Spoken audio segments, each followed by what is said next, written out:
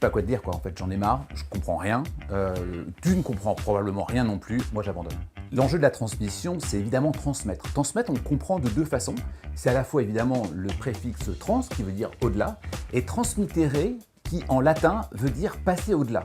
Et donc dans transmission, il y a la notion de passer quelque chose. Il y a plusieurs approches en philosophie à propos de la transmission. Hannah Arendt, par exemple, va nous dire de manière très claire qu'il faut savoir transmettre une culture, savoir transmettre une éducation, savoir transmettre une forme de possibilité pour les générations de vivre ensemble. Rousseau, lui, va dire que la transmission doit toujours laisser l'importance à la liberté, pour tout un chacun. Les enfants, c'est ce qu'il dit dans L'Émile ou l'éducation, laisser aux enfants la possibilité d'expérimenter, de vivre leur propre expérience. Heidegger, effectivement, va nous dire qu'il y a une nécessité de transmission de savoir, de concepts, parfois même des concepts abstraits, mais néanmoins réussir à laisser une liberté d'existence. On parle souvent de mentorat dans les entreprises.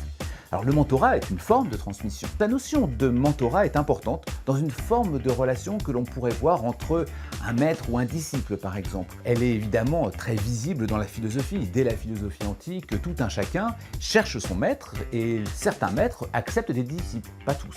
Parce qu'ils vont essayer d'expliquer quelque chose et ce quelque chose, c'est des valeurs. Ça peut être des valeurs éthiques, ça peut être des valeurs morales, ça peut être des valeurs de comment conduire son existence. Cette notion est fondamentale de relation entre l'un et l'autre pour essayer enfin d'avoir une transmission de savoir, mais également de mode de vie, de manière d'être. Et c'est toute la difficulté dans le monde du management. Parce qu'en effet, dès lors qu'il s'agit de transmettre une information, c'est simple. Transmettre un savoir-faire, c'est déjà un peu plus difficile. Il y a pour ça une nécessité de bien comprendre autrui.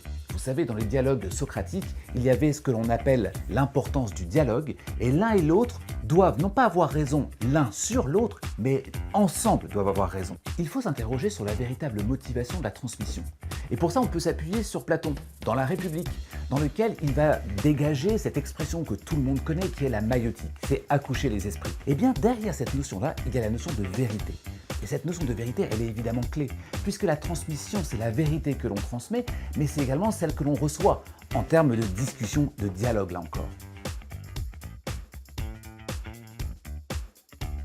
Finalement, quand cela se passe mal, ce n'est pas forcément la faute de l'élève, mais ça peut être également celle du professeur.